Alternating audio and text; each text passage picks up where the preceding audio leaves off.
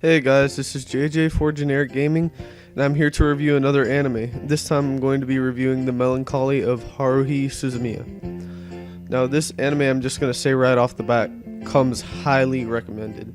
I really love it, and regardless of the score that I end up giving it at the end of this review, I think that you guys should definitely go watch it. Now first I'm going to address the voices. Now the Japanese, with the English sub, the Japanese voices are spot on, and all of them work very well, and they all really portray the characters' characteristics, for lack of better words. The English dub is okay for most of the characters, except, oddly enough, the main character, Haruhi. And yeah, her voice is just very grating in the English dub, and I would definitely recommend that you guys watch it with the Japanese and the English subtitles. Now the story of this anime is basically a girl who unconsciously controls the reality around her. Basically, whatever she feels or wants or wishes comes into reality. And a boy named Keon, who sits behind her in class, eventually comes to figure out this, because what Haruhi does is ask him to join her club that she makes to go out and find the mysteries of the world. And eventually 3 other people join the club. You have an alien, an esper, and a time traveler, and they all are there to observe Haruhi because of her powers. And it just goes on from there to have some really wacky adventures, and it becomes a really fun anime.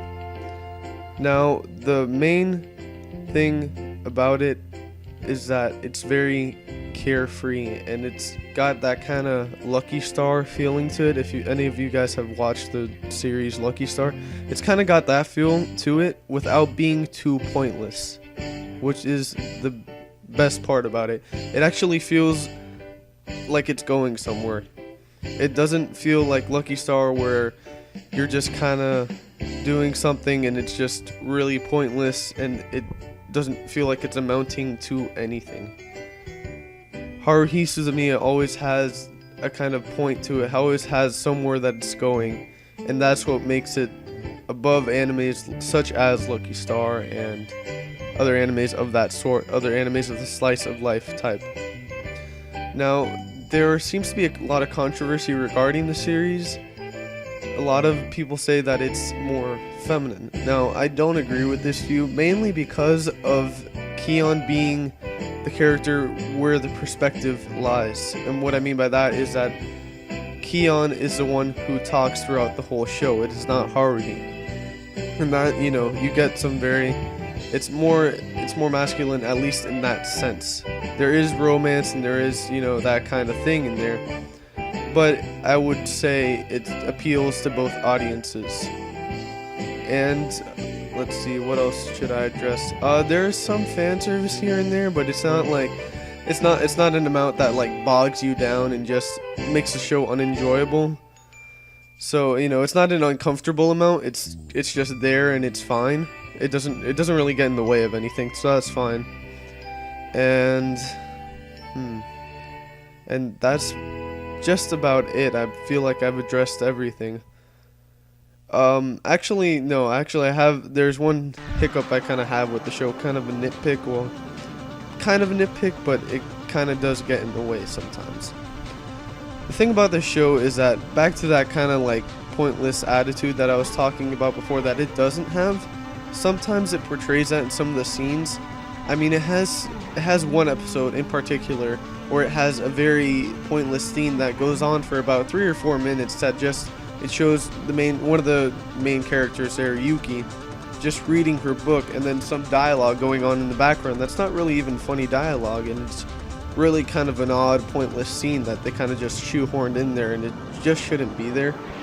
So, I mean, definitely gets points off for that. And then they have these just weird-ass camera shots. I mean, they have this shot where they are all on a boat for one of the episodes that they come back from the island or whatever, and the Esper, Itsuki is his name, and Keon are talking, and it just has this weird shot where the camera zooms into Keon's mole, and it's really weird, and it's like, why is this here? It doesn't need to be here. It's, you know, I don't know, that kind of bugs me about the series.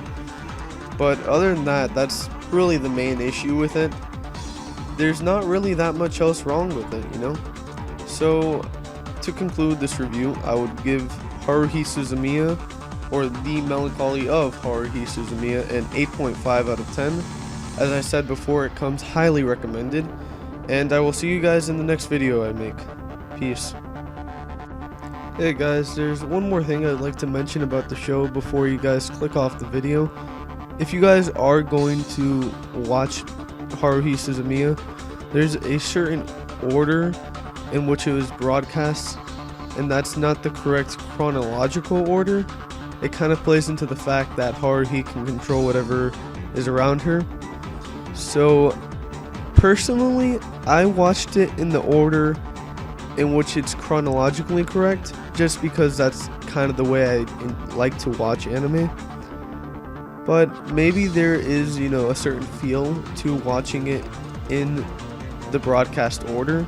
So you guys can watch it whatever way you want. There is, I believe you can Google it. There's an order that it's called Keon's order. It's a chronological order, and you guys can Google it up and you guys can find it and watch it that way. That's the way I watched it, and I enjoyed it personally. I may go back and watch it the broadcast way, but you know, that's just me. And also, I would like to mention that this is a review only for the first season of Haruhi Suzumiya. I will be posting a review of the second season, and yeah, that's just about it. Alright, once again guys, I will see you guys next video, and peace.